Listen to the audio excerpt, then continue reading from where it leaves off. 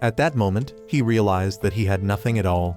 The bag he thought was full of happiness was completely empty, because he had never tried to fill it with anything. He resigned himself to his fate. He had wandered through a hopeless and deprived life, and suddenly one day, he felt that he had lost a lot of time. He looked up at the sky, determined to start over and do things better next time. He opened his eyes, finding himself in a room. This time he decided he had to leave, so he ran outside. Outside was an abandoned city with giant climbing vines, but he thought it stimulated his manhood. His body felt very light, as if he could fly up at any moment. Indeed, he skipped and floated in space. Looking up at the starry galaxy, the night here was truly bright. He followed the light into a daisy forest, and what appeared before him was a giant tree. Under the tree was a little girl. He approached to ask what she was doing, but the girl emitted a strange sound that made his head feel shocked. He held his head, and as he felt the pain, he had been stabbed in the chest by the girl without noticing. The girl controlled the silk ribbon in her hand gently as if dancing, causing the boy to collapse in a pool of blood. Opening his eyes again, he found himself in his room, with a manga he had been reading. He touched his chest, sighing with relief because it turned out that it was all just a dream. But he remembered that he had met that girl somewhere before, perhaps a lover from a past life or an eternal enemy. The doorbell interrupted his train of thought. Katori's mother, his childhood friend, came to ask him to find her daughter who was lost. He agreed and began to search. It wasn't the first time he had to find her missing daughter, as the little girl often played alone in the forest. In the forest, he saw a black cat, then saw something very strange, but he remembered having seen it before, and concluded it was a mammoth. He continued into the forest looking for Katori. Finally, he found the little girl sleeping under a tree. He went over to wake her up. Seeing that she was still sleepy, he took out some coins to coax her. Following the sound of coins, Katori sleepwalked and stood up. He lured her to follow him, and when she woke up, Katori had returned home. The boy, Kagari, had brought her all the way here. Katori innocently told about her beautiful dream. She bought a drink from a vending machine and received a lot of change. Then the two said goodbye, wishing each other good night. Kagari felt as if someone was watching him, so he quickly ran home and hid under the blanket. The door suddenly opened, and a little girl crawled under the blanket and bit his arm. He jumped out of bed, thinking he was having another nightmare, but there was still saliva on his arm. He was so scared that he fainted on the spot. This morning Katori called him, telling him to go to school first. The bite mark from last night was still on his arm. He was living in Kazamatsuri, a city famous for its forests. There were many research facilities and corporations there, effectively solving environmental problems. It was a wealthy, happy, and peaceful place. This cold boy was Yoshino, a troublemaker. Whenever he saw Kagari, he would get angry. The two almost got into a fight. Yoshino kept calling Kagari combat today. It turned out that the two had arranged to meet at the school gate, but Kagari with his poor memory had forgotten. As the two were about to punch each other, the class president Lucia came to stop them. She was furious, but fortunately, the homeroom teacher mediated. Everyone had to return to their seats. Lucia still looked at Kagari with fiery eyes. During break time, Katori finally came to class. Yoshino approached Kagari again, demanding a fight. Kagari found it so funny that he spat in his face. Katori came over to ask what was happening.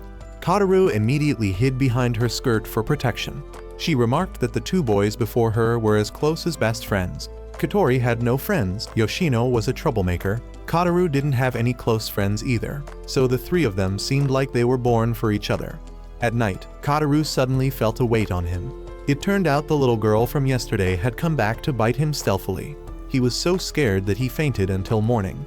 The girl who bit him last night looked like the girl he met in his dream the other day, but he didn't understand why he was being cursed.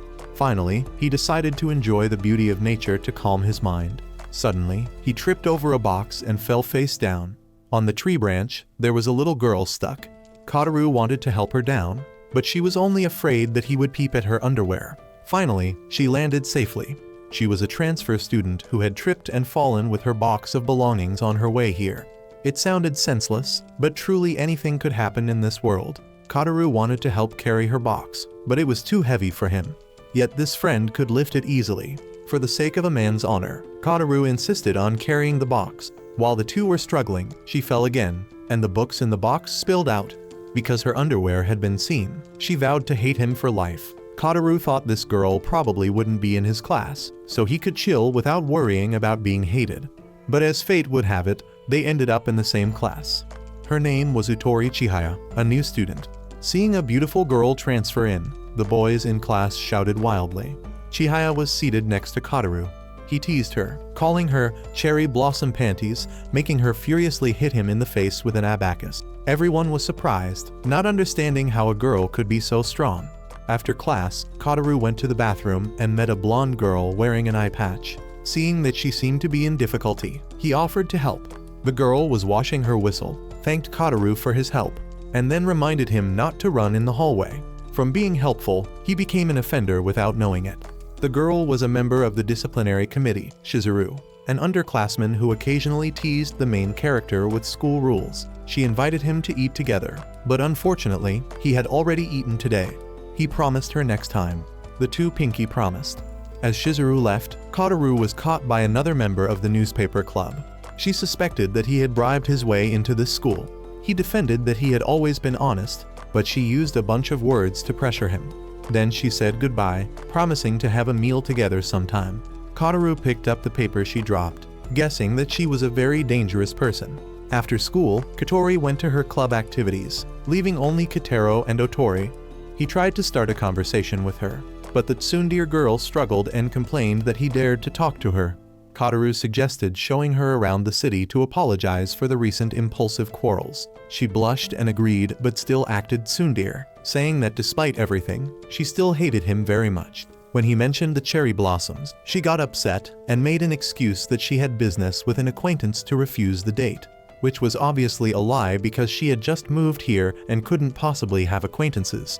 She went to meet her sister, who reminded her not to attract too much attention, then asked about making friends at school.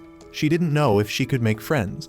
That night, Kataru was bitten again. Seeing her bro haunted for several consecutive nights, Katori suggested he find someone to break the spell, a famous senior in the school's underground world. People called her the Academy Witch. It was said that she could use supernatural magic, summon demons, and exorcise evil spirits. Although this senior often skipped class, she was never expelled and still passed grades normally, sounding just like a manga character. Kataru suddenly remembered the paper with student information from the gossipy newspaper girl. He took it out to check and indeed found information about that senior. Third-year student Senri Akane, president of the Mystery Club, possessed authority far beyond ordinary students. Finding it interesting, Kataru invited Katori to find this mysterious witch. It was rare for Kataru to actively seek someone, so Katori thought he had fallen in love at first sight. But Kataru was simply desperate about the ghost biting him. After school, Kataru wanted to invite Yoshino to come along but was threatened with a punch, so the expedition was left with only 2 people. He planned to find the witch by asking around. Despite asking many people, this senior seemed to be using an invisibility technique. When they were in despair, the gossip from their class suddenly appeared, giving them the Mystery Club's report. It was said to be a historical document secretly published and passed down through many generations. Kataru gratefully hugged him, making Katori misunderstand that the two were in love. Based on the report, they found a very strange place. The interior was luxurious, not at all like school equipment. All the books on the shelves were related to mysterious things. It was already dark, so the two left a message and departed. That night, Kataru encountered the biting ghost again. He tried to open the door to escape the room, but couldn't open either the main door or the glass door outside, and using a baseball bat to break the door was ineffective. The girl under the blanket crawled out, scaring Kataru so much that he desperately called Katori's name, hoping she would come to save him. Upon hearing Katori's name, the girl suddenly disappeared, and the lights in the room returned to normal. Kataru thought his sixth sense was too strong, then fainted from fear. The next day, he went to the Mystery Club's house again, but there was still no one inside, only a note left behind, reporting that he would die in 2 days. On the table was a questionnaire seemingly for Kataru, full of strange questions like whether he would use power to change the world or change himself. Kataru filled in the answers and left. Utori ran to him, blushing, recalling their conversation from before. While he was still trying to process, Katori had already arrived. She suggested Kataru take Utori on a tour of the city, which was exactly what Utori wanted. So the two rode on a bicycle through the poetic nature. Utori said she moved here because it was currently the most beautiful time. If touring the city, one couldn't miss the rice field, which was also the road leading to the headquarters of a world-famous environmental corporation. Seeing the sun about to set, the two said goodbye, and Utori cycled back. Kataru received a meeting invitation from the Academy Witch. At night, he climbed the gate to enter the meeting point, and after running around several times, he stopped to buy water. The white-haired girl appeared under the moonlight, reminding Kataru of the terrifying dream of being killed. He fearfully ran away, while the girl kept chasing him like a ghost. The familiar school corridor now seemed endless. No door could be opened. There was a sound. Kataru thought he had found a straw to save his life, but unfortunately, it was an army coming to chase him. He fearfully continued to run. At the staircase, he looked down, seeing the steps extending endlessly.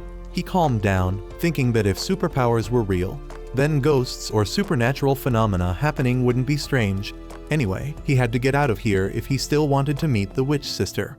The white-haired girl had appeared behind him, scaring him into running frantically, forgetting even his water bottle. He didn't know how long this girl would chase him. He saw a door. Inside it was an infinite space. In it was a human being as small as an insect who kept wanting to take his blood, and another human being as small as an insect but cuter. The pink-haired fairy instructed the blue-haired fairy not to let humans see them, then introduced herself as Panny, while the blood-demanding blue fairy was Gil. These two fairies could live on water and light. The two fairies led Kataru on. Along the way, Panny introduced that they were born from waste. Seeing the surrounding atmosphere getting worse, Kataru feared they were going the wrong way. It seems they had strayed into a monster's lair, but fortunately, it was still sleeping so they could quietly escape. But Gil caused trouble by sneezing and waking the monster. It got up, approaching them. Then the white-haired girl appeared again. When Kataru saw the girl about to be hit by the monster, he rushed to carry her away, telling her to run away from here. But the girl quickly defeated the monster, causing the surrounding space to collapse, throwing Kataru back to school. Gil and Panny were nowhere to be found. In front of Kataru was only a doll. He had to quickly get to the witch.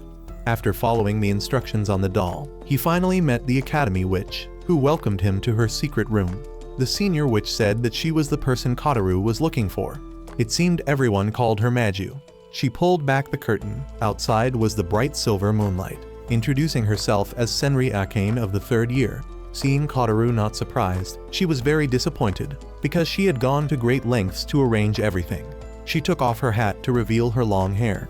Before coming here, Kataru had seen something really amazing: mysterious talking creatures, a giant tree monster, and a ribbon yakai. Akane skillfully entered information into the computer, surprising Kataru because she was very good with technology. But it turned out she wasn't working but playing a game. Then she concluded that Kataru's situation wasn't good at all, and at this rate, UFOs might appear tomorrow. Kataru insisted he was serious and asked the senior not to joke. After reviewing Kataru's investigation form, although she was very interested in him, she still thought he wasn't seriously answering the question. Kataru just wanted the senior to quickly resolve his issue, because he was almost cursed to death. The senior gave him a star protective charm, possessing the magic of the universe, which was a paper clip. Seeing Kataru looking unsatisfied, the senior gave him a bunch of paper dolls, as if she was an exorcist. To observe the process, Akane invited Kataru to join the Supernatural Research Club.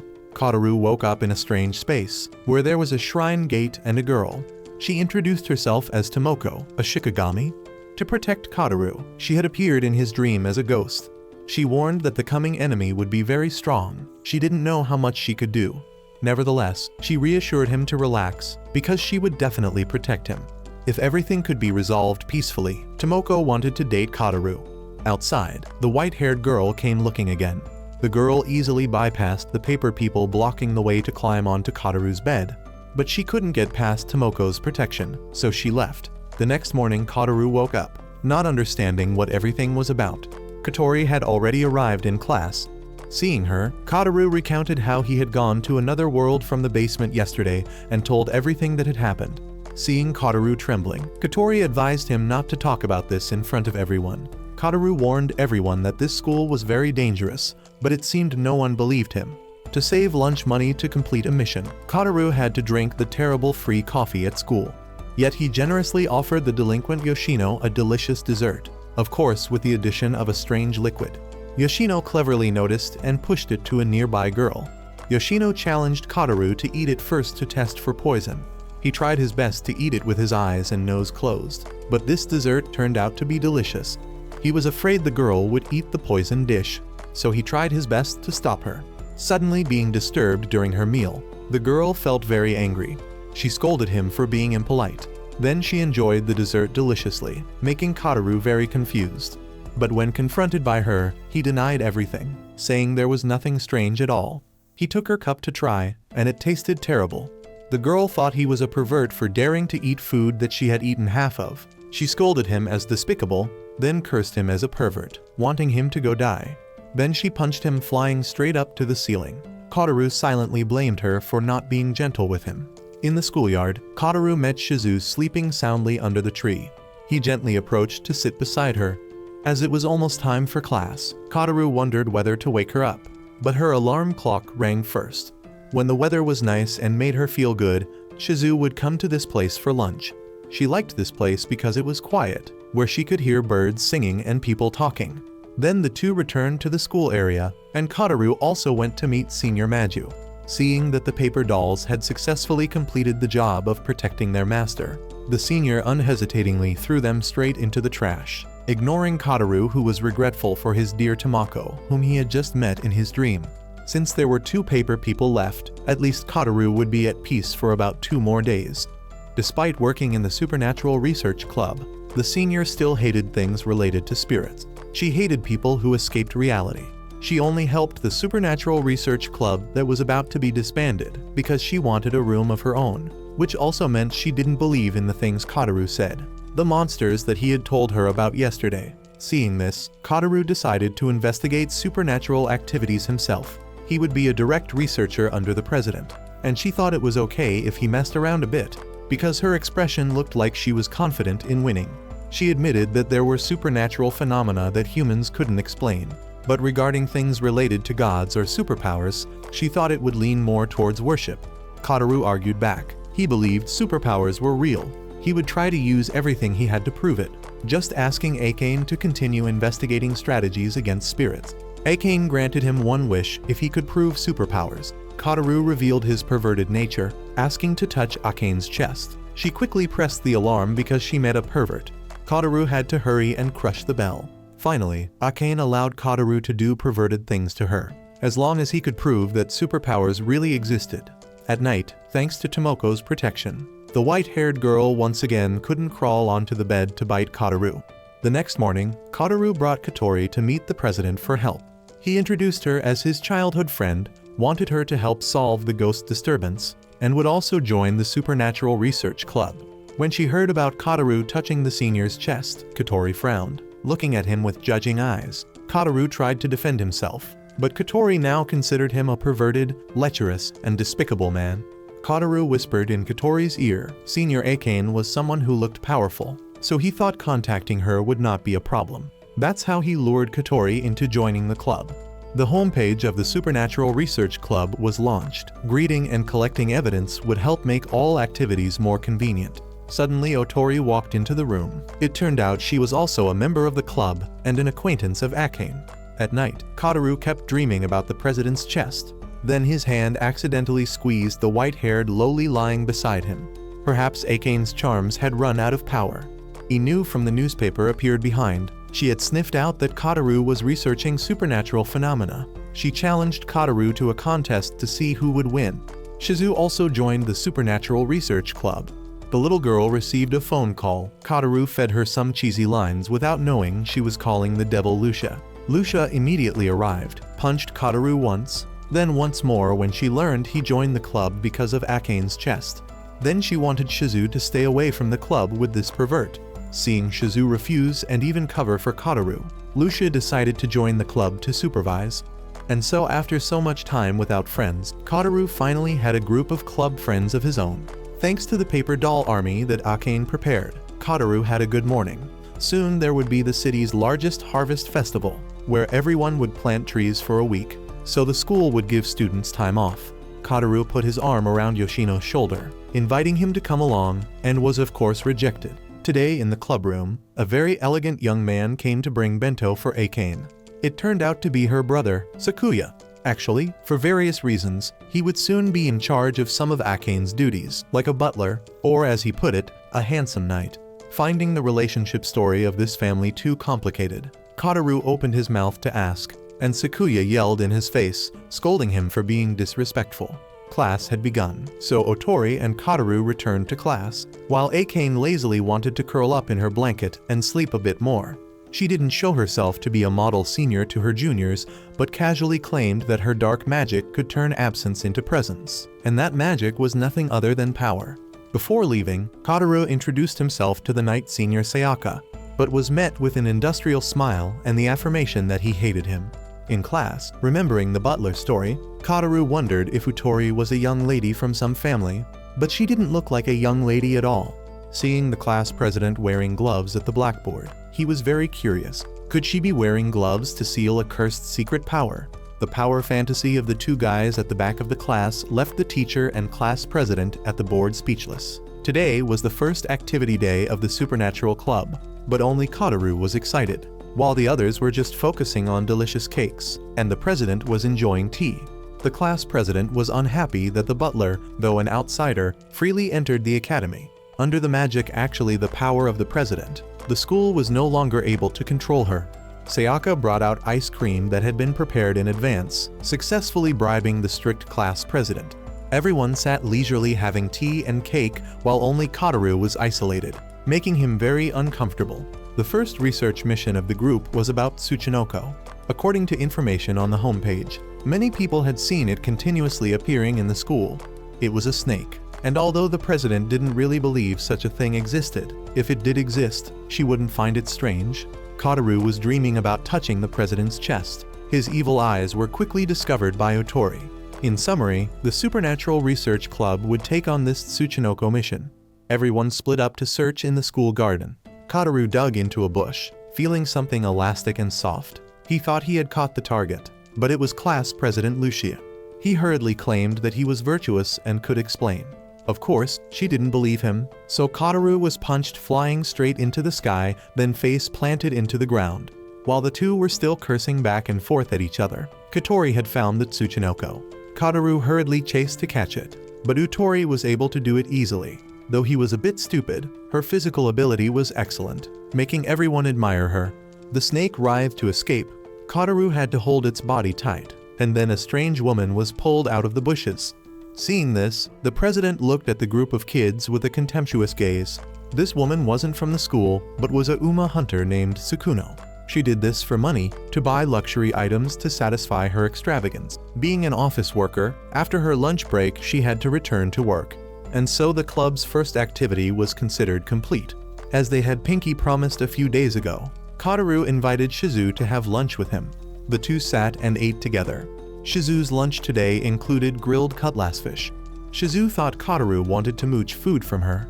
She tremblingly begged that she couldn't give it to him. Seeing that Kataru had no such intention, she happily ate, to the extent that Kataru felt jealous of her food. The covered part of Shizu's eye was itchy.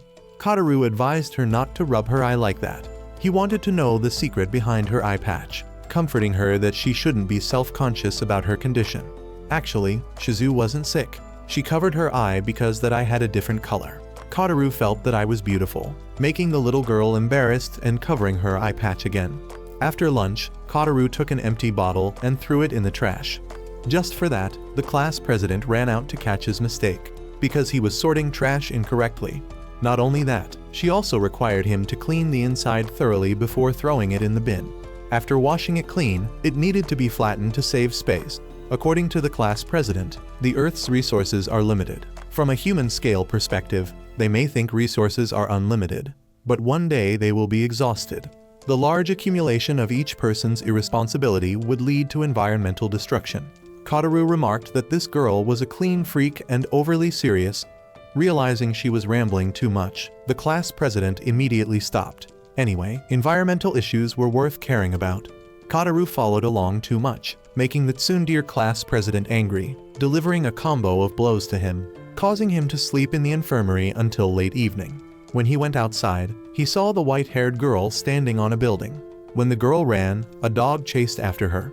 Though very scared, he was certain he would have a headache if the girl appeared again, so he had to confirm this.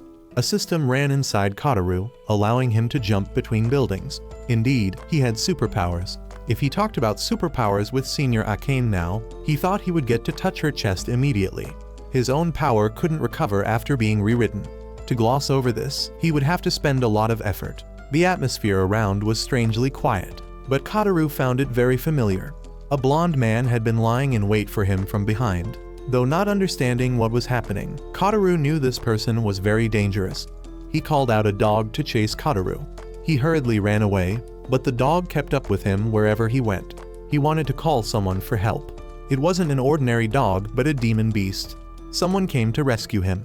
When he woke up, Kagari found himself in a restaurant. These two middle-aged men found him unconscious in the park. Kagari recounted being chased by the demon beast, and the other two immediately asked for the address, claiming to be pros at hunting demon beasts. Then they asked which organization he was from. Kagari honestly said he belonged to the high school's Supernatural Phenomena Research Club. Thinking the two old men were talking about hunting demon beasts, it turned out they were just fantasizing about an online game. Nevertheless, there were still many mysterious creatures in this city.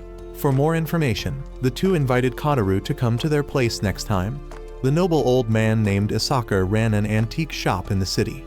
His information was more legitimate than any source. Shizu appeared from somewhere. She was a regular here. Kagari showed her his wound, but she said there was no wound at all. Kagari suspected he was dreaming, but he was sure his power had been rewritten. Soon, the shop quickly gained more customers. Kagari took Shizu home. The little girl lived in a shabby apartment. Afterward, he met butler Sayaka buying food for Chihaya. With them, there was always a feeling that the two would become enemies in the future. Shizu sat under the tree for lunch as usual, dreaming of her happy family from before. Her tears suddenly fell. Kagari appeared, calling her to wake up, inviting her to have lunch with him. At the office, Kagari excitedly told the president about getting to know an uncle who knew a lot about mysterious creatures, then assured her this time it was definitely real. The president quickly saw through the intention behind that enthusiasm.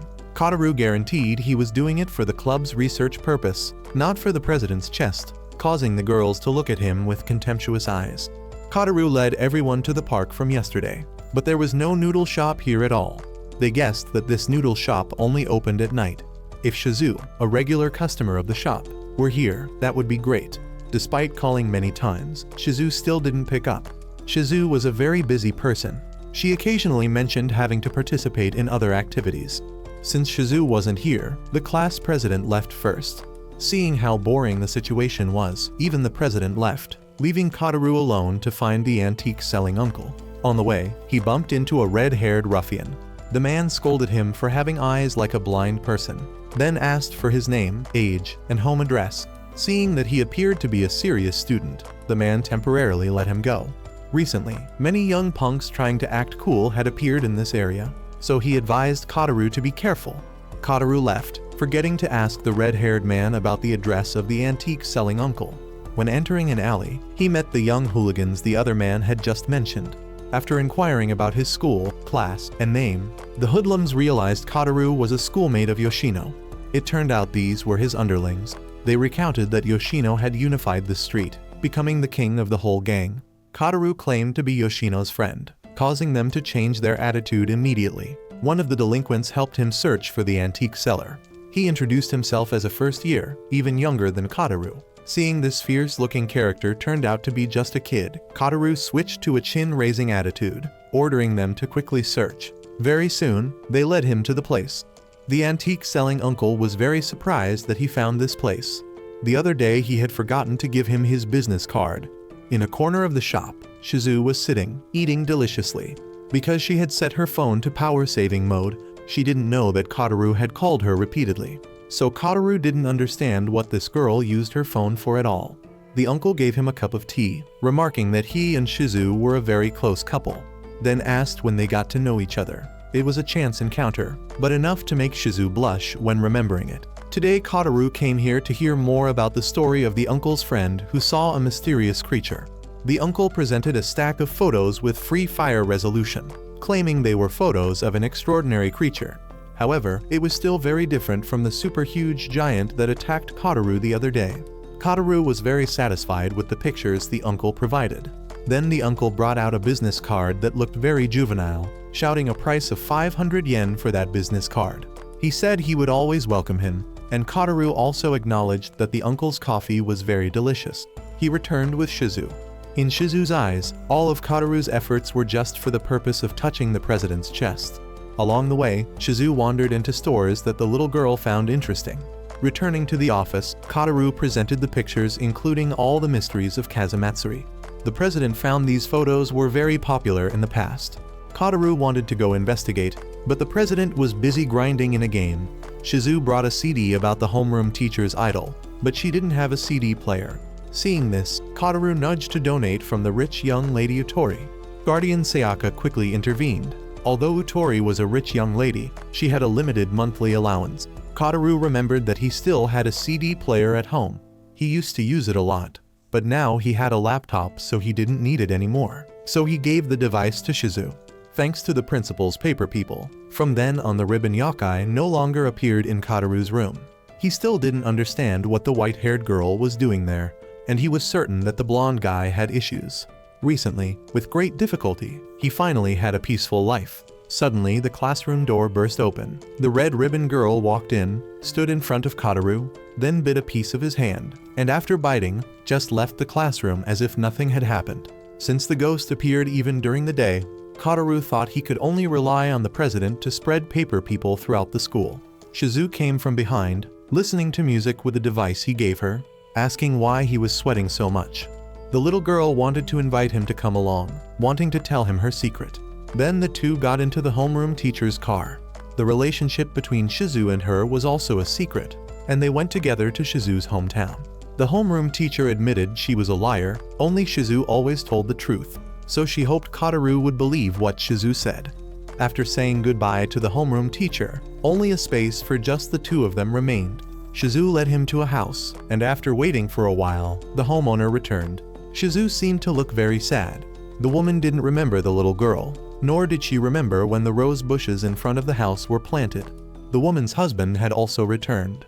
They had a little daughter named Shizuka. Shizu pulled Kataru's hand to leave, whispering that Shizuka was her sister.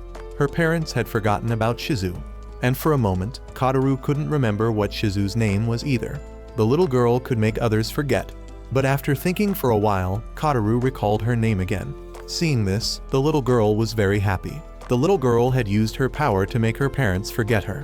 When memories are blocked, nerves will be cut if contacted. Later, someone told the little girl that it caused such an effect. Previously, the little girl lived very happily with her family. Her father often grilled cutlass fish for her and helped her eat the bitter belly part of the fish.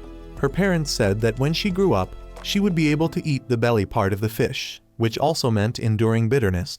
The rose in front of the house was planted by her and her mother to commemorate the day she went to school. That day, her parents took her to the festival, then led her to the family's new house. Though poor, her father would still try to give her the best. A fire accident happened to their family. Fortunately, they were rescued in time. When waking up beside her parents, Shizu's eyes had turned yellow. Because of her strange eyes, the little girl was often teased by classmates. Because her mother was traumatized by fire, the whole family could no longer grill cutlass fish together. A strange uncle had come to their house, saying that if they let Shizu go with them, her parents would receive a lot of money. So Shizu decided to go with them. Returning on the weekend, she saw her parents arguing. Having suddenly become wealthy, their gentle nature had changed. Shizu rushed in to intervene, but to no avail. She thought it was all her fault, so she erased their memories of a few years, just because she wanted her parents to be harmonious again. The consequence was that they forgot about her too. The little girl couldn't control her power. Kataru believed there was still a way to cure it because earlier he had been able to remember her name. Shizu thanked him for going with her today. The little girl had been very happy. They rode in the homeroom teacher's car back. She was a member of the organization that had taken Shizu away. Actually, Shizu was very rich, but the little girl was living frugally to save money to buy a house. This morning, the class president had argued and quarreled with everyone because she didn't want to touch the flowers. In the yakai mailbox set up by Shizu, there was an article about a cursed girl named Haruka. Anyone who tried to investigate her or disturb her sleep would surely be cursed. In a certain forest, there was an orphanage. Since a girl named Asahi Haruka came to the orphanage, Many strange things continuously happened, such as windows and glass doors automatically breaking, small animals mysteriously dying, and soon after, teachers and children also passing away. Eventually, the orphanage was forced to close. The president had heard this story somewhere before. Kataru continued reading. The 7th Kazamatsuri Elementary School that the letter writer attended had a boy who transferred from that orphanage. Just a few days after talking about Haruka, he died of unknown causes. Perhaps because he disturbed her sleep, he was cursed to death. His name was Ryugo from class 4. If he was in 4th grade 7 years ago, that means he would be the same age as them now. The 7th elementary school was also where Yoshino studied, so Kataru thought he could prove the truth more easily. Today, the class president and Shizu didn't come, probably because she was still upset about the other day. Before investigating Haruka's case, Kataru thought he should resolve the conflict with the class president first. Seeing Shizu eating under a tree, he approached and asked about the class president's gloves, which she always wore. Shizu could tell Kataru about Lucia's secret, as long as he would be her friend for life. Kataru sat alone, dazed. He dialed Yoshino. Yoshino was busy carrying an elderly person on his back. Kataru asked about Yoshino's class when he was in elementary school. That was a memory Yoshino didn't want to recall, because he had once been friends with the deceased Ryugo. Yoshino refused to provide information, only reminding Kataru to stop when he felt danger, and to be careful when he saw broken glass. Then Yoshino gave Kataru a piece of paper, instructing him to return it immediately after viewing. Seeing the class president photocopying documents, Kataru quickly took the paper to the photocopier to make a copy. Then he left, not knowing that the photocopier had printed another copy of the paper. Lucia chased after him to return the paper. Kataru didn't remember photocopying this. The paper reminded him not to wake it up. Then the glass around him suddenly broke. Seeing this situation, Lucia guessed Kataru was doing something. Kataru explained everything to Lucia, but he still didn't believe that curses existed in this world. He wanted to help the girl named Haruka clear her name. Kataru extended his hand, wanting to handle this matter together with Lucia. Lucia hesitated momentarily, then shook his hand. Along the way, she kept thinking. It started to rain, and the street lights shattered into pieces. A little girl appeared, blaming Lucia for waking her up, even though they shared the same pain. Lucia fearfully crouched on the ground, old traumas returning. Kataru called the contacts Yoshino provided. But strangely, everyone refused to mention the past. And after that call, all glass simultaneously broke.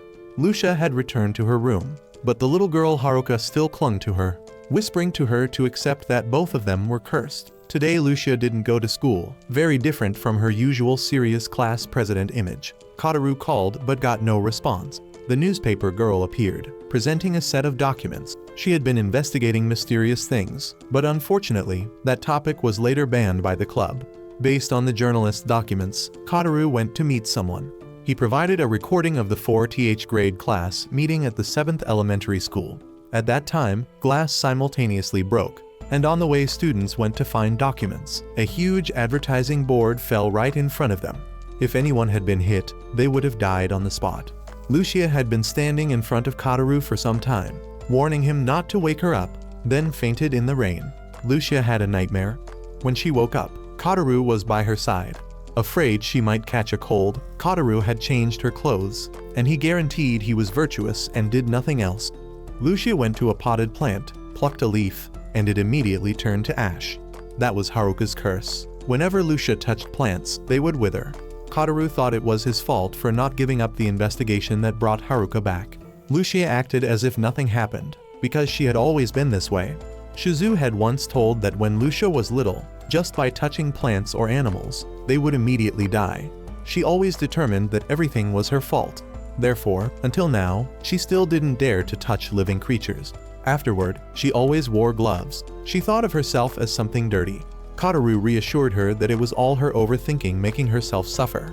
He wanted to touch her, but was immediately pushed away. She believed that no one could understand the suffering of her and Haruka. They would always be lonely, living alone. Unexpectedly, things happened this way. A part of Kataru's hand that touched Lucia had turned black. After that, Kataru went to the orphanage. There were indeed traces of children who had once been there. Standing before the photo of the orphanage children, he found Ryugo and Haruka. Haruka was none other than Lucia now. Lucia stepped out, questioning why he knew about this.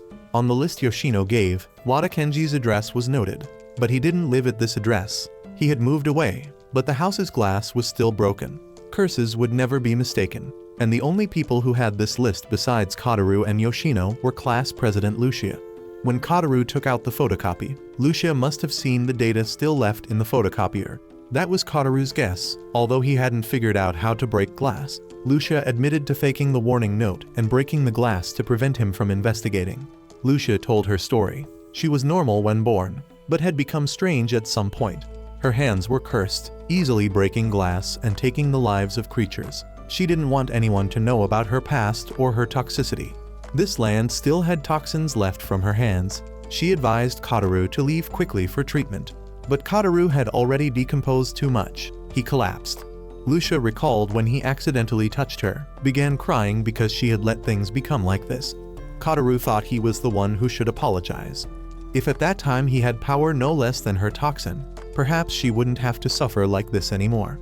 He admitted he also had superpowers, then quickly rewrote his body to be able to withstand this toxin. After that, the decomposition marks on his body immediately disappeared.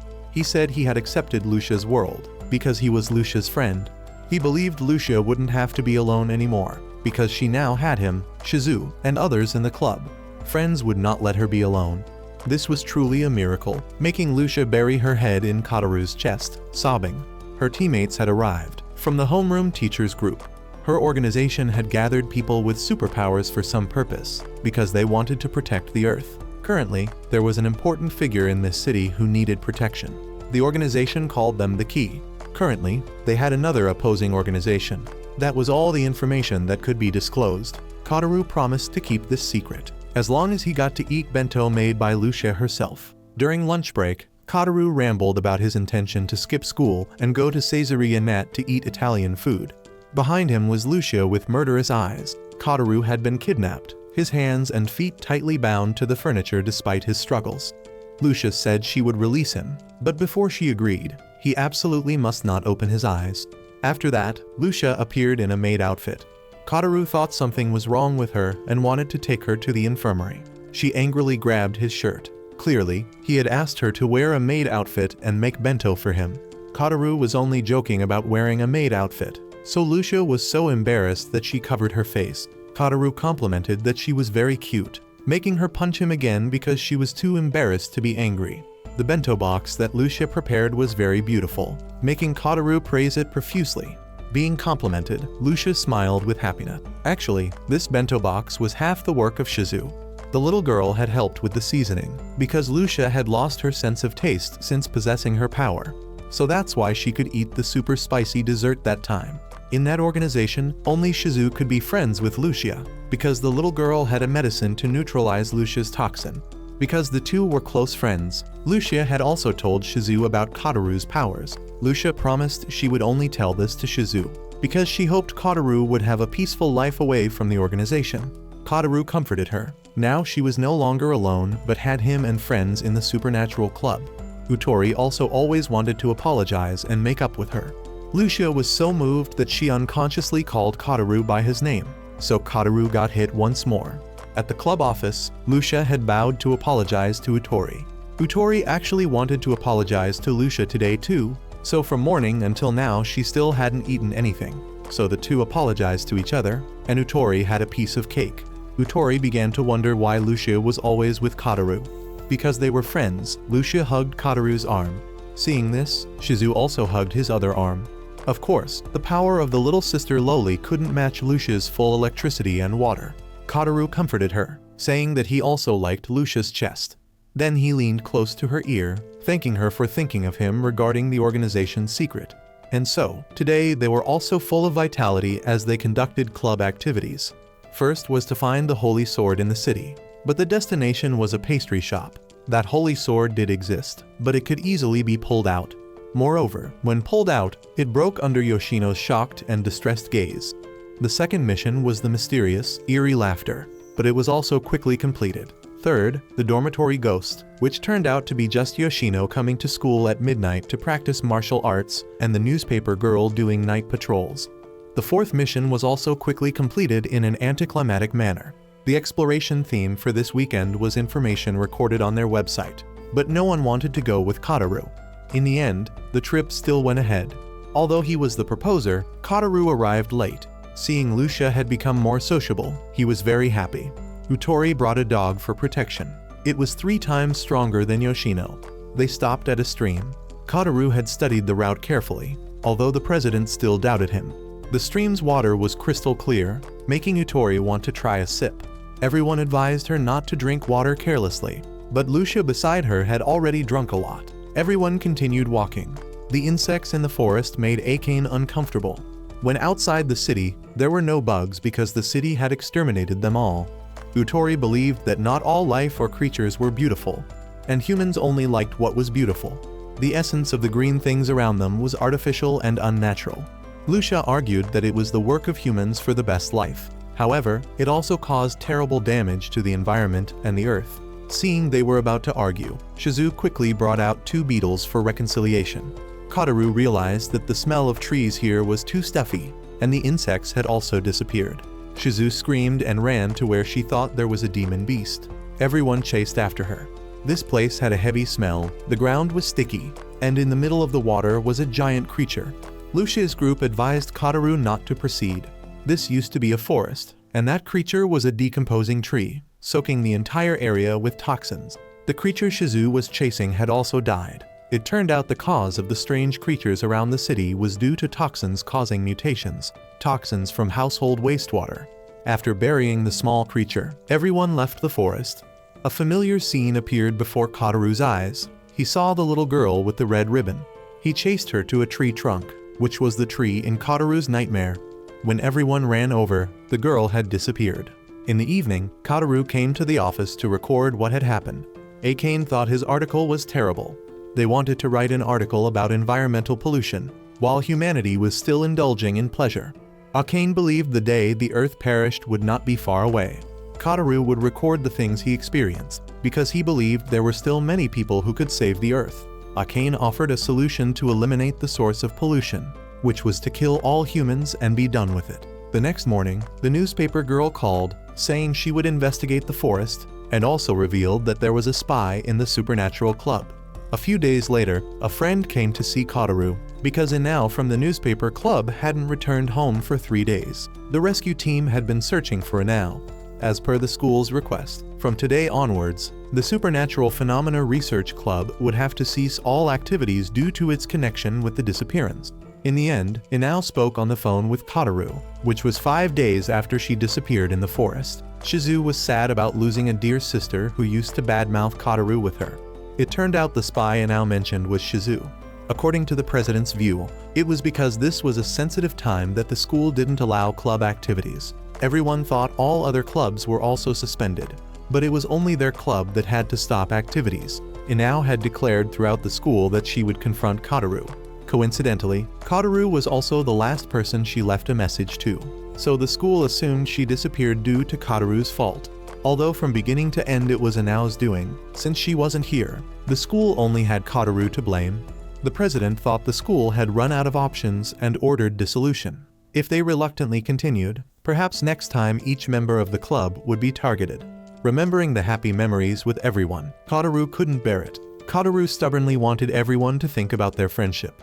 He clenched his fists, expressing his desire to spend youthful days full of vitality with everyone. Seeing Kataru so passionate, the girls were swayed.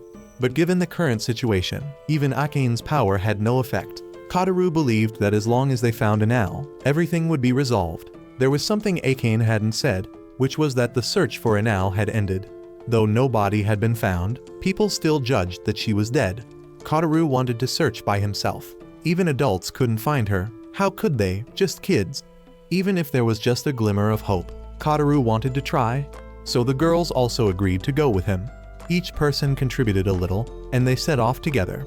According to the plan, they would only search until 3 p.m. Kataru used the map to judge Inao's path. Yesterday, Kataru had met butler Sayaka. He gave him advice that if he wanted to live a life like a normal person, he shouldn't meddle too much. Shizu had found footprints. Indeed, as a member of the secret organization, she was always sharp. Following for a while, the footprints disappeared, as if someone had deliberately erased them. Perhaps Inao wanted to do something secret and didn't want anyone to know. The girls went to the bathroom together, leaving Kotaru alone. Sitting on a rock, he wondered what materials in this forest would suit Inao's conspiracy hobby. He couldn't understand what was going on. 30 minutes had passed, and the girls still hadn't returned. It was getting dark. Kotaru called, but no one picked up, so he worriedly went to search. He saw someone wearing a black cloak, so he hid behind a tree. He had a feeling this black-cloaked person was very dangerous, so he accelerated to find everyone. A demon beast blocked his way, similar to the one of the blonde guy from before. Soon, he was surrounded by demon beasts. He hurriedly ran away, but his previous enhancement was still not enough. He decided to rewrite himself one more level. The demon beasts still easily caught and tore at him. A stream of power flowed around his body. Kotaru shot out a spell and easily defeated them. He realized that claws had grown from his hands, and the demon beast quickly decomposed and disappeared. Though not fully understanding, without those claws, he would have been dead long ago. He didn't have time to rejoice early because Inao, Kotori, and everyone else were still in this forest. Lucia's voice rang out. She and Shizu were surrounded by a group of demon beasts. Without Kotaru's rescue, the two of them quickly drew their weapons and beautifully combated those demon beasts. Kotaru thought he was dreaming. Those two actually knew how to use weapons. Kotaru collapsed from his wounds. Shizu came to use her power to heal him. Those demon beasts were enemies of the Guardian group, Gaia's demon beasts. Shizu guessed they had considered this forest as a base, or they were searching for the key, the only person who mastered the issue of Earth's destruction. Kotaru's wounds had been healed. Shizu advised him to go find the others. They would take care of the demon beasts here. Compared to what they had been trained for, these demon beasts were just children's toys. Kotaru ran off, with Lucia in the back handling the demon beast chasing him. Kotaru ran into the forest, loudly calling the girls' names. Utori thought he was a bear and almost dealt with him. The girls were still safe. Only Kotaru was covered in injuries. Kotaru told them to run quickly, while they still stood dazed, not understanding. A super huge demon beast appeared in the sky, aiming directly at Kotori to attack. Kotaru quickly helped her block a blow. Kotaru's arm was tightly bound. He begged everyone to quickly gather with Lucia and Shizu and run out of this forest. Kotori promised to find people to come back and rescue. Kotaru's arm was stabbed. The demon beast tried to suck something out from his body, and dragged him sliding several paths. Those claws once again saved Kotaru. In the next attacks, Kotaru again couldn't fight against it. He felt as if he had perished. The red ribbon girl appeared, cut the demon beast in half, then returned to Kotaru. She had cleared the things attacking him. Memories from the dream returned. Kotaru shouted, asking who the girl was. Kotori appeared from behind and hugged him tightly. Kotaru struggled to be released. Kotori also scolded the girl, telling her to leave quickly. Then the two supported each other out of the forest. Kotori reassured him that they would find Inao and continue the work of the Supernatural Club. Lucia and Shizu had defeated all the monsters, but the situation didn't seem quite right. They advised Kotaru not to come near. The atmosphere was very tense. Lucia wanted Akane to answer some of her questions. When they met again, the demon beasts hadn't been completely eliminated, but they didn't attack the Akane sisters. Akane calmly suggested that the demon beasts were picky about who they attacked. Shizu asked further, why weren't those two afraid when they saw the demon beasts? Akane said she had frozen and didn't show that she was afraid. Shizu quickly realized Akane was lying. Through analysis of heart rate, facial muscles, breathing, everything was completely normal. Akane didn't expect the two juniors before her to be superhuman hunters of the Guardians. Akane told Kotaru to stay away from Shizu's group, because they were enemies. It turned out the Akane sisters belonged to Gaia. It felt like they were about to fight each other. It was Akane who had lured the demon beasts to attack them. Lucia rushed to attack Akane, but Sayaka appeared from somewhere and blocked the blow for her. He also belonged to that organization. For the honor of Utori and Akane, he affirmed they were not related to this. It was all coincidental due to an unfortunate incident in the organization. Having said that, they asked to leave. Kotaru's body had reached its limit. The next morning at class, Lucia and Utori were both absent. Even the homeroom teacher didn't come to class. Despite trying to text, none of the girls responded to Kotaru. After school, Yoshino realized Kotaru was in trouble, but he said he was fine, so Yoshino left. Sayaka had advised Kotaru that if he wanted to cherish his everyday life, he shouldn't meddle too much. Kotaru had forgotten that the precious normal life could be destroyed very easily. Kataru went to Kotori's house to invite her to school but got no response. His mind was still on the events from before. 3 days had passed since the forest incident. He hadn't met anyone again, and even all contact had been cut off. The result was that until now, Inao still hadn't been found. The happy everyday life just ended like that. Today, a new teacher had arrived, and the 3 classmates continued to take leave. Lucia and Shizu were members of the unnamed secret organization of the Guardians, while Akane and Utori were members of the opposing organization, Gaia. Even so, Kotori, who wasn't involved, also disappeared, which was puzzling. Yoshino wondered why all the girls who played with Kataru were skipping school. If indeed he was having difficulties. Yoshino was about to say more but stopped. Returning home, Kataru lay on the bed. There was another thing he wondered about. Could his power be not just the power to rewrite and enhance his body? He tested the new claws and was successful. It woke up the red ribbon girl sleeping on the roof. Kataru tried testing his strength with old shoes. These claws were very sharp, so he left the room to find more things to test. When he returned, the window had somehow opened. It turned out the ribbon girl had sneaked into the room. The girl staggered toward Kataru, informing him that an emergency had occurred, then collapsed into his arms. Kataru realized this girl wasn't a ghost. The next day at class, the new homeroom teacher announced about Inao from Class 2A who had gone missing. She had something to tell the students. Since last week, Inao had been protected at the hospital next to the city. They were only announcing this information now because Inao's memories seemed very vague, making them unable to confirm his identity. Though there were still some things she couldn't remember. Kataru felt lucky that she wasn't injured. Her parents were shocked, so their family had left Kazamatsuri. Lucia appeared, picking up the can that Kataru had thrown and missed. This time she came to say goodbye to him. Then she reassured him not to worry. Before leaving, she turned her head back. The time at the club was very fun. The little girl liked it a lot, then jumped down, disappearing without a trace. Returning home, Kataru found the house in disarray. Seeing a red ribbon, he guessed this was the girl's doing. Back in his room, Kataru didn't see the girl anywhere. Actually, she was swinging on a swing right behind him. Whenever Kataru turned around, the girl would change positions. He sensed a strange smell, and so he caught the girl. She introduced herself as Kagari. Besides her name, she didn't remember anything else. She affirmed she wasn't a ghost, and felt as if she had a very important mission. That's why she had to find herself, and she wanted Kataru's help. The next morning Kataru woke up. Kagari was lying beside him, sneakily biting him a bit. Kataru wanted to go to school, but Kagari wanted him to stay home to help her search for her memory.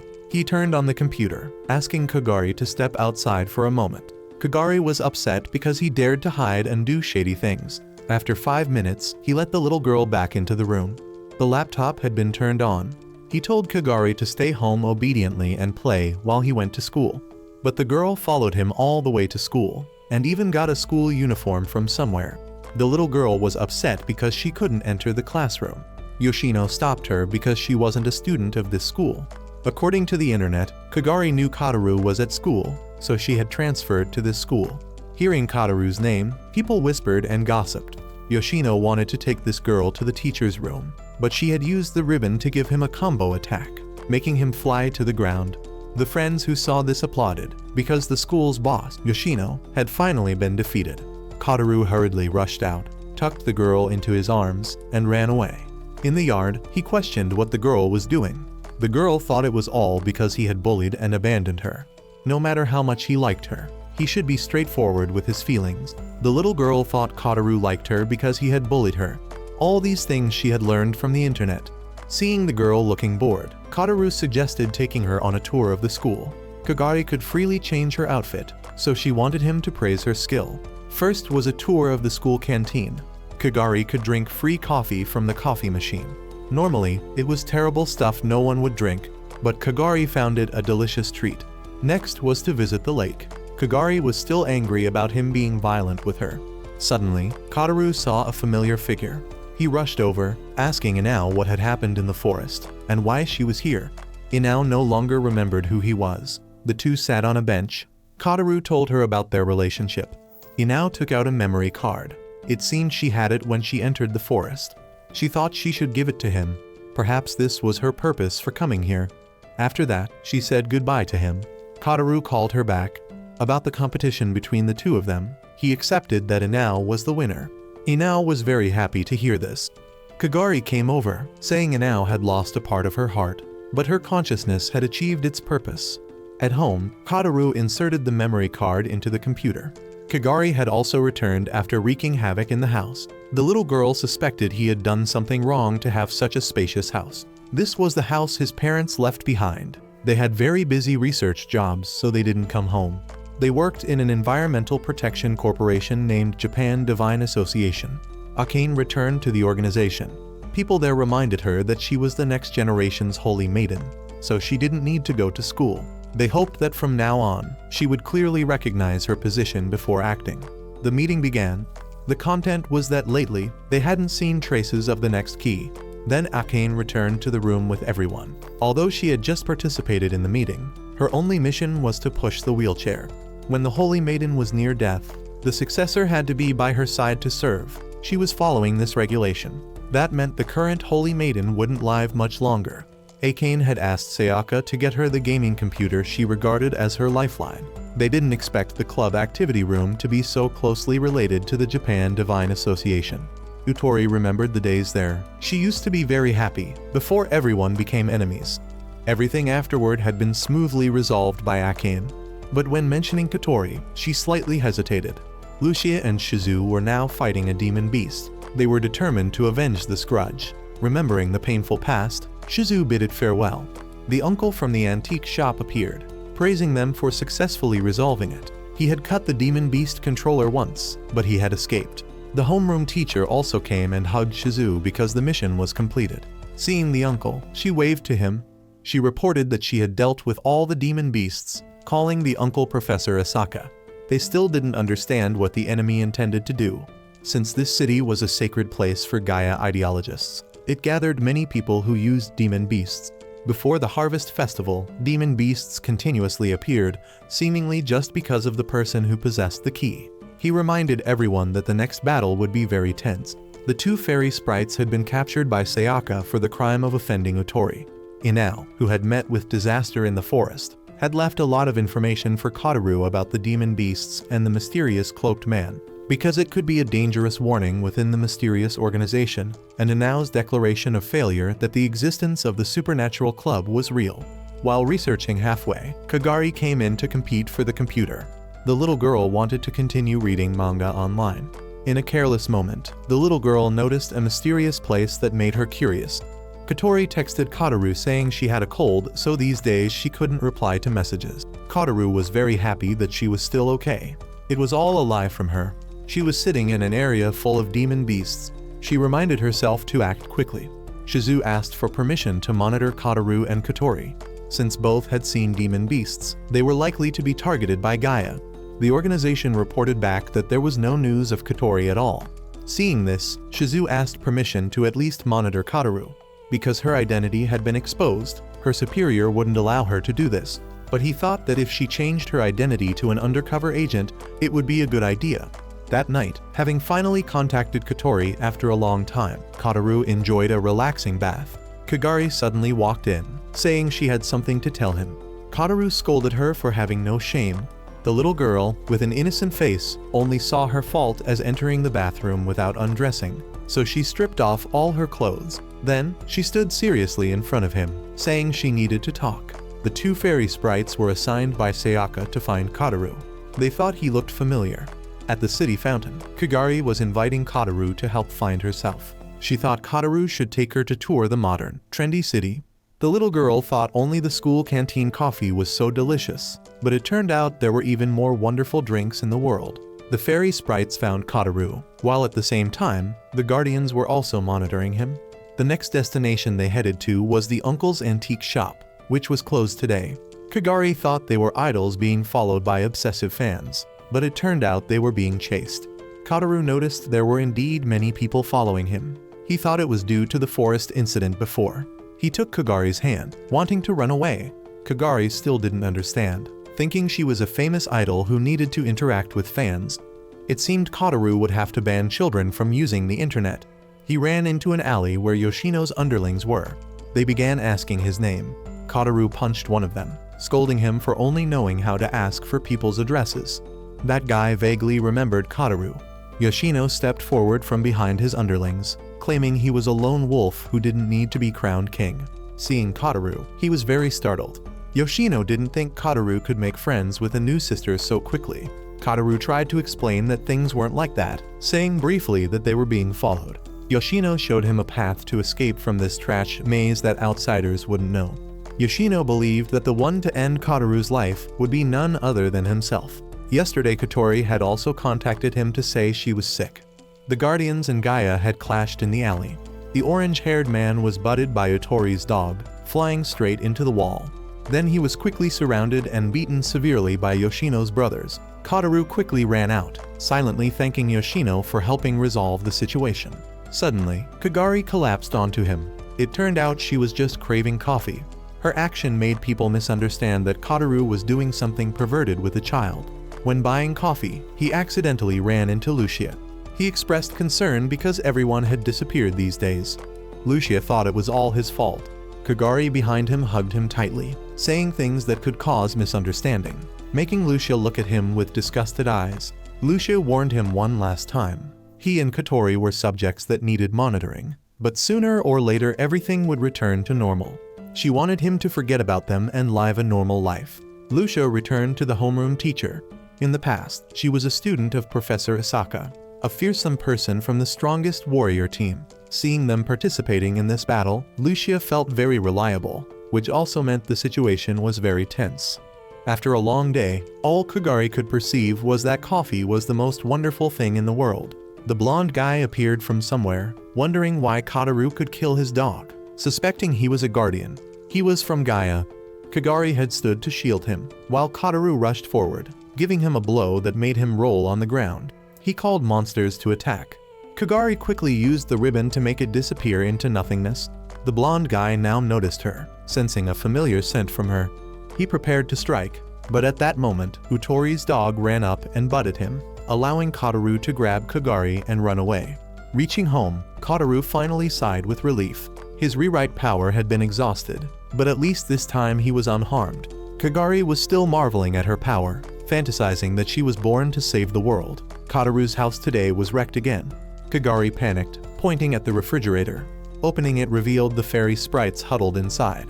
Kagari was very happy that the coffee package she ordered online was still intact. The sprites begged Kataru for help, resulting in them being confined in a box even tighter than the cage before. They quickly confessed they were sent to monitor him. Kotori called, telling Kataru to quickly come to the forest with Kagari. She had been watching them through the dog's eyes. She briefly explained the situation. Kataru was being targeted by both organizations. If they discovered his true identity, he would definitely be dragged into this. When arriving at the forest, she guaranteed to reveal everything. Arriving at the forest, Kotori opened a door, pulling Kataru's group inside. This place was a magical land. Kotori hurriedly ran over, apologizing for being hasty, because if she didn't close the barrier immediately, the enemy would find them. This was Kotori's secret base. Kagari felt she knew this place. That was because she was born here. Initially, she was just a ghost. Now she had become human.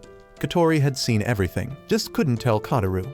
Kagari excitedly grabbed Kotori's hand because she could finally recover her memory. The demon beasts around here were all created by Kotori, even the dog. She also had the goal of protecting the key, but she was neither Gaia nor guardian but druid. About 10 years ago, in an accident, Kotori found a mistletoe branch carrying sealed memories and became a druid. Since then, countless wishes of hers had come true. In return, she had to protect the key, which was Kagari. She led him to the tree where he met Kagari. During the club's exploration, he saw Kagari because she carelessly lifted the barrier. Beneath the tree was the energy of the earth, where the key was born in human form. The rainbow swamp was also due to the energy gathering point, not environmental pollution. Thanks to it, Kotori could control many demon beasts without reducing her lifespan, because mages control demon beasts with their lifespan. From now on, Earth's fate would depend on the key's decision. Kotori wanted to apologize for dragging him into this. Kataru flicked her forehead, because they were close friends. In the past, he had confessed to her, but was rejected. She scolded him for being stupid, while her tears had already fallen unknowingly. Kagari looked up at the galaxy. The little girl heard a song. That was a song from Gaia. Recently, it had been sung so much that it gave Akane a headache. Utori also hated that song. From now on, things would start to get tense. Everyone had their own scheme. Sayaka had found Kotori's location and broke the barrier.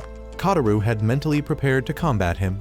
He just pretended to be polite and offered to be Kagari's servant. The two fairy sprites were hung on a tree for betrayal, and Sayaka commented that Kotori's barrier could be broken easily. He was sent here by Akane with a mission of monitoring Kataru and all activities around him. He was worried about leaving Utori behind. Utori reassured him that she could gently lift an entire chair for Utori's benefit. He couldn't monitor Kataru too openly and could only play a supporting role. Kataru wanted him to train him. He agreed to this request, but first had to wait until he finished the housework. So he cooked, washed dishes, cleaned the house, and hung the laundry impeccably. His training method was simply to let Kataru get beaten up. Kotori was sitting chilling. Kagari called her, wondering what Kataru was doing. Kotori said he was training for Kagari, so Kagari rode the dog alone for a stroll. She wandered around exploring every nook and cranny, then came to watch Kataru train. After being beaten to a pulp, Kataru was invited by Kagari to tea made by her own hands. Although it was terrible, Sayaka couldn't drink it, so he offered to invite Kagari to coffee made by his own hands. Contrary to his fantasy, she criticized his coffee as terrible, breaking his heart. Then the training continued. At night, the entire forest lit up with shimmering lights. Sayaka's group just chilled for a while, then went to train again.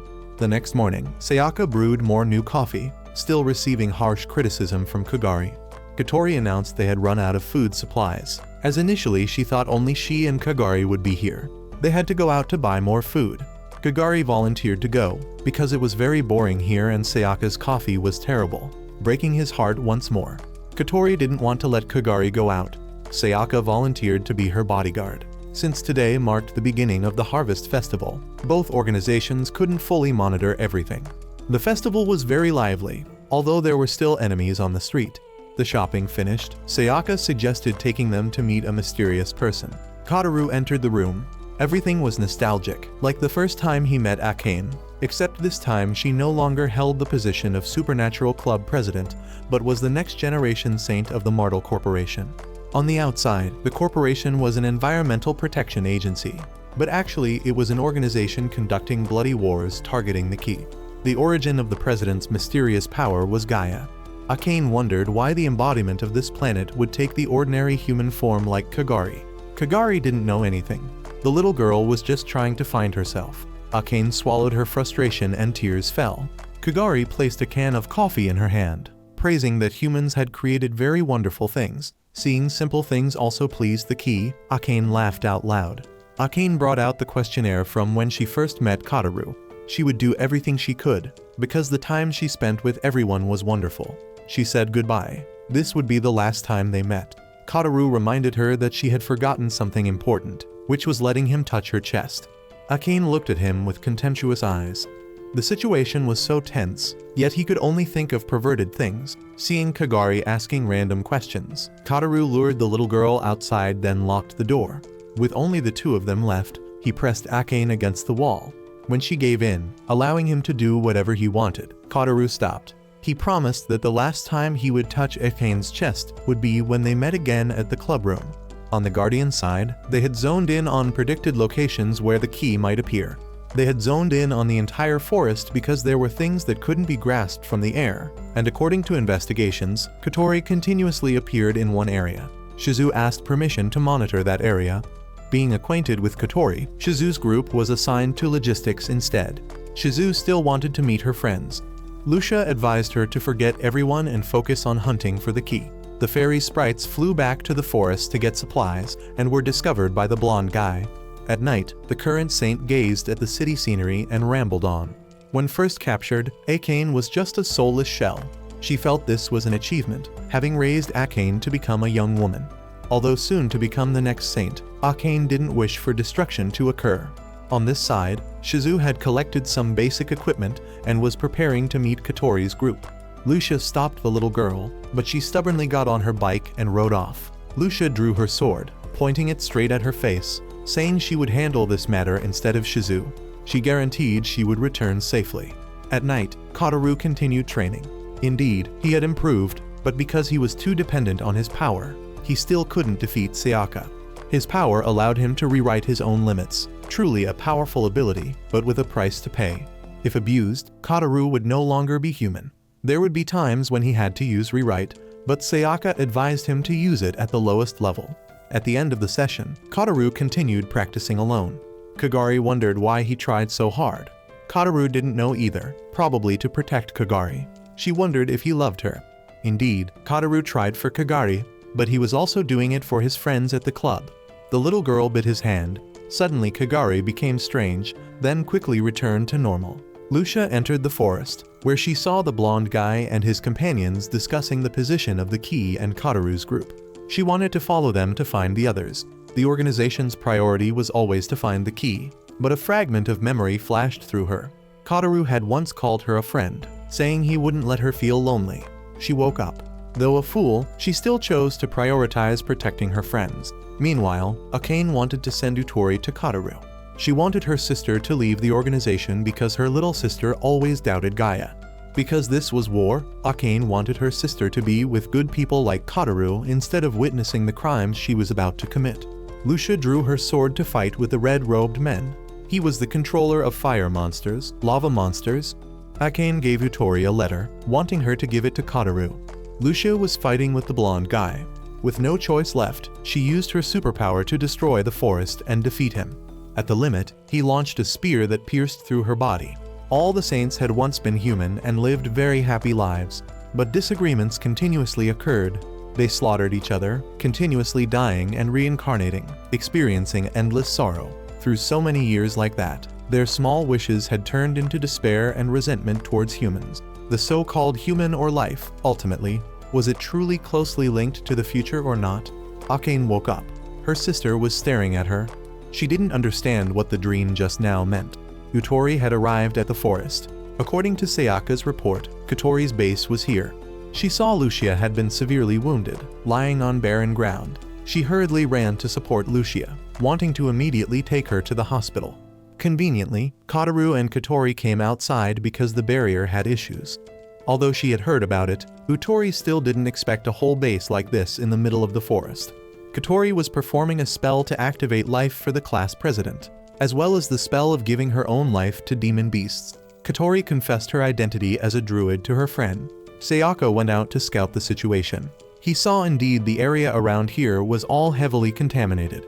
Thanks to Kotori's healing spell and the red ribbon from Kagari, Lucia gradually regained her vitality. She still needed rest because she had lost a large amount of blood. Kataru hugged Kagari, thanking the little girl for helping him save Lucia. Kagari used the ribbon to slap him a few times. She was upset because he acted as if he was close to her. Lucia gradually woke up. She never expected the key to be in existence that even she could see. Indeed, one shouldn't believe rumors. She thanked everyone for saving her. Now she could talk normally. Kagari wondered who Lucia was. Lucia wanted to confess that she was Kagari's enemy, a guardian. Utori quickly interjected, saying they were friends, people from the supernatural club. Seeing this, Lucia cried tears of happiness. Sayaka returned to report his investigation results. From now on, they had to be more careful, and the training for Kataru would increase in difficulty. Everyone seemed to return to the happy times of old. Only Akane was left alone. She was very happy for her sister who got to meet everyone again. The memories of the previous generation saint were gradually being transferred to her. As that saint lost herself, a phone call came in, reporting that the previous generation Saint Akane had fallen ill. On Shizu's side, the homeroom teacher had come to ask about Lucia's situation. The little girl lied that she didn't know. Kotori was storing up more fighting power for the upcoming battle. She began the processes of making demon beasts. On Akane's side, the saint lady was in critical condition. With soulless eyes, she walked out of the sick room. The blonde guy had been there for a long time, mocking how she was left alone by her friends. He investigated everything very carefully, because he thought he was different from the human species from a country with no sense of crisis. Akane asked what his purpose was for coming here. He didn't understand what Akane intended to do with the key, but he warned her that if she touched his prey, even if she was Gaia, he would still hunt her down. Having said that, he coughed up a mouthful of blood.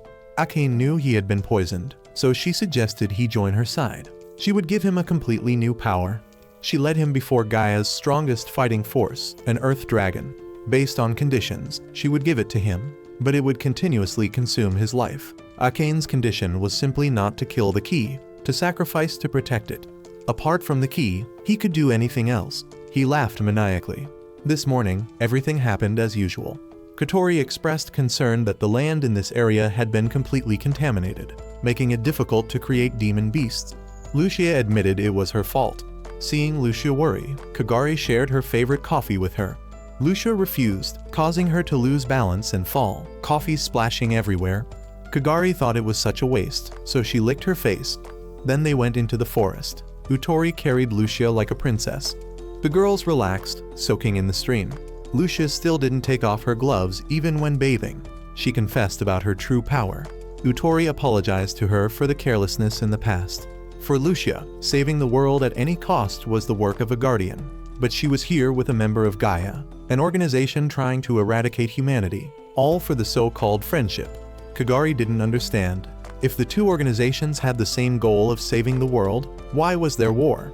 The story wasn't fully told when Kotaru came to the bathing lake and stripped off. The girls scolded him as a pervert, and Kagari used the ribbon to bind him tightly, then threw him into the forest. Right after bathing, everyone sat down to drink coffee. The story continued. Gaia's goal was to protect the world by destroying humans, while the Guardian's goal was to protect the human world that had been built, so the two organizations were enemies. Druids like Kotori existed to protect the key until it made its judgment, regardless of what judgment the key made. Kotaru thought every side was extreme, while Kagari was still enjoying her coffee deliciously. Kotaru asked further, what would the two organizations do with the key?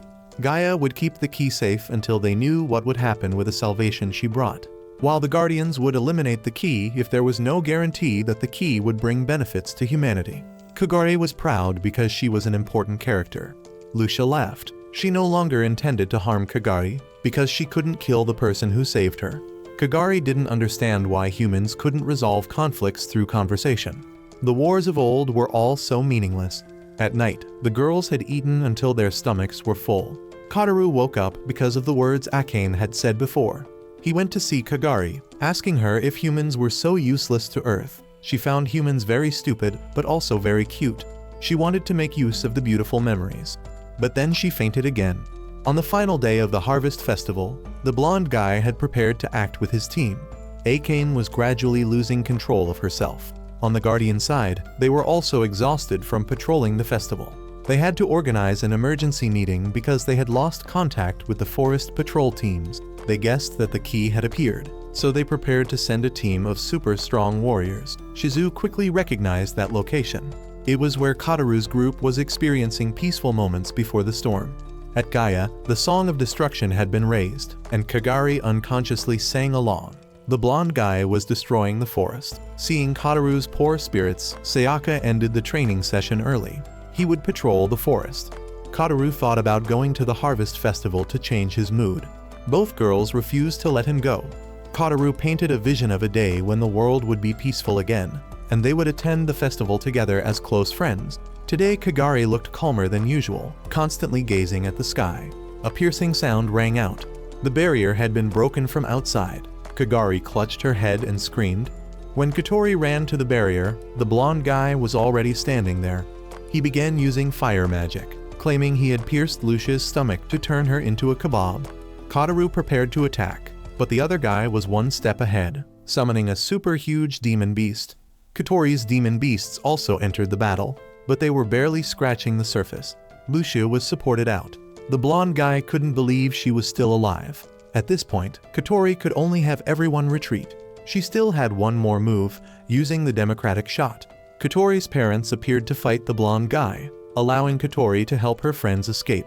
When Kotaru questioned this, Kotori angrily said they were just demon beasts, though she didn't understand the complex situation. Now they had to run quickly. At this moment, Kotori remembered her dead parents. She turned back into the sea of fire, screaming and calling for them. Sayaka had returned to rescue them, but was blocked by two blonde underlings. They wanted to admire the power of the strongest Gaia to see if he was as strong as rumored. The blonde guy on this side had finished dealing with Kotori's parents. The two held hands tightly together with the family photo and sank into the sea of fire. On this side, the Guardians also set out on their mission. Before that, the homeroom teacher wanted to ask Shizu something. She wanted to confirm that Lucia and Shizu wouldn't do anything stupid. Shizu sadly nodded, so the teacher waved goodbye to Shizu, wanting the little girl to stay home and be good, because she was the trump card in this crucial moment, reminding her not to forget her identity as a guardian.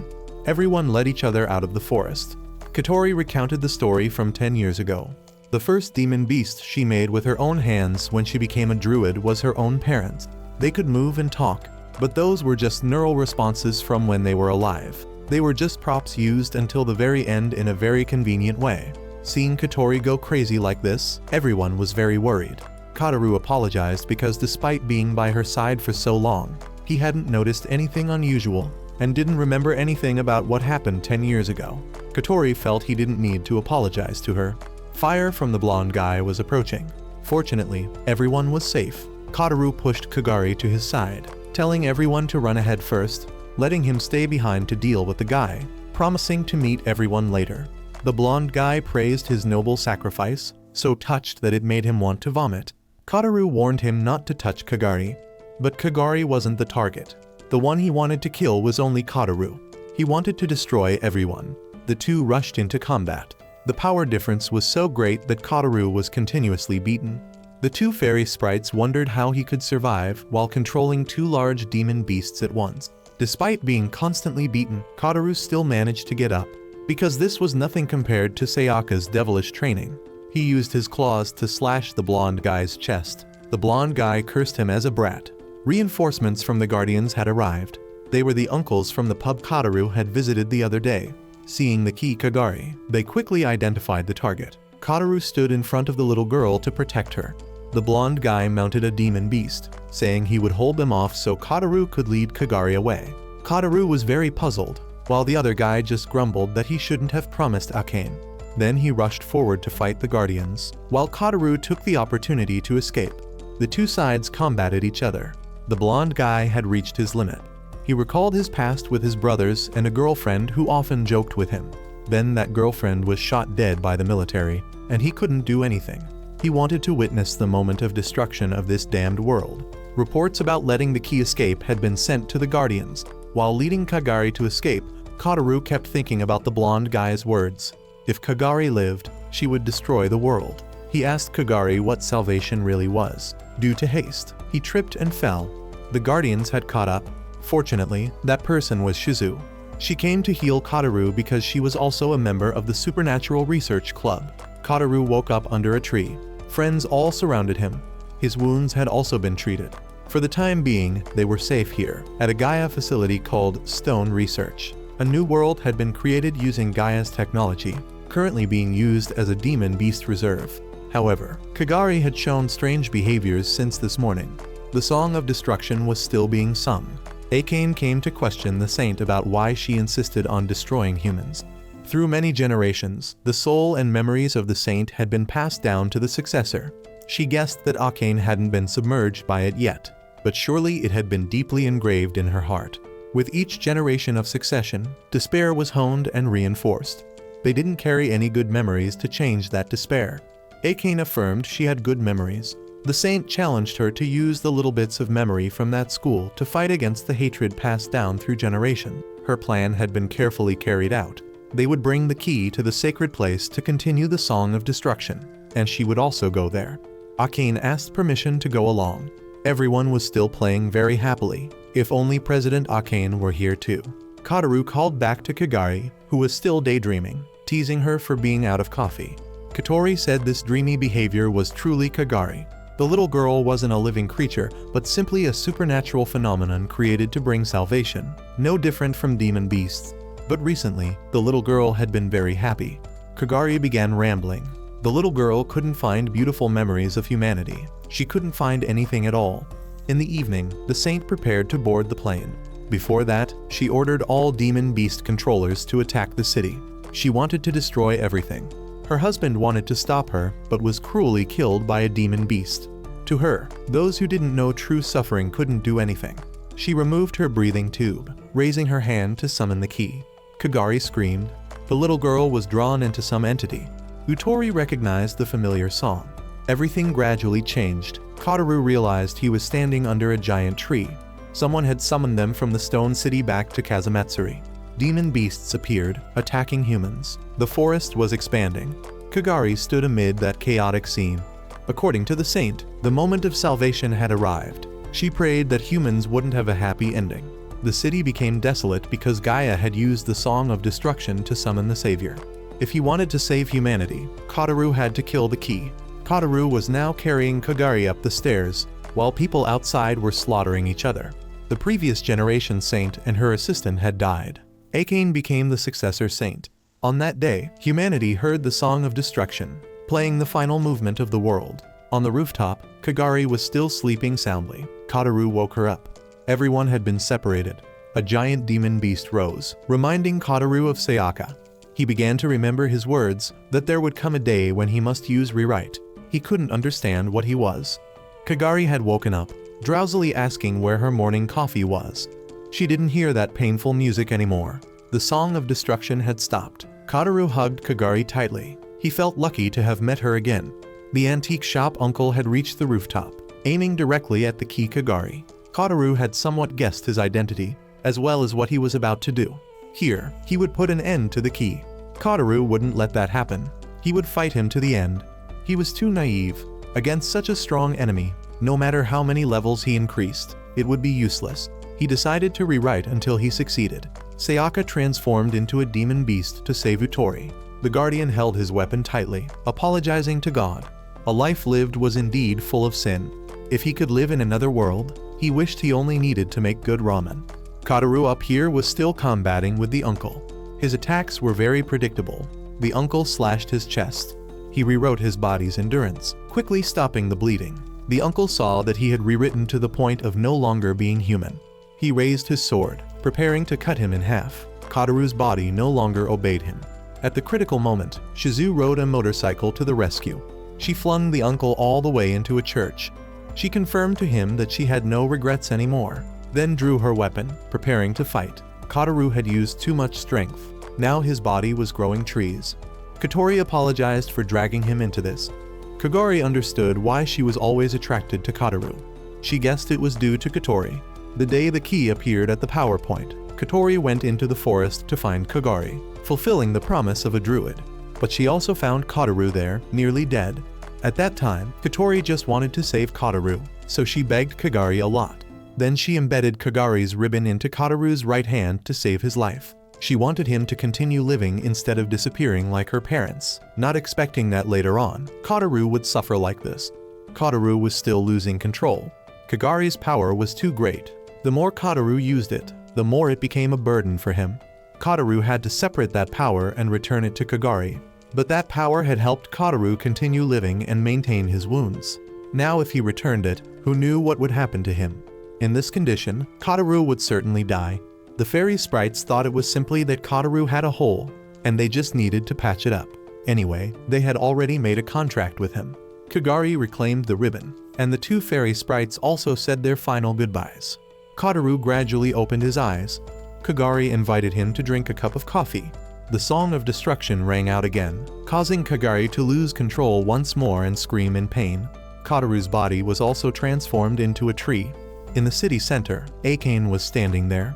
She had let the Song of Destruction sound again, believing that destruction was the only savior. The stupidity of humans was not acceptable.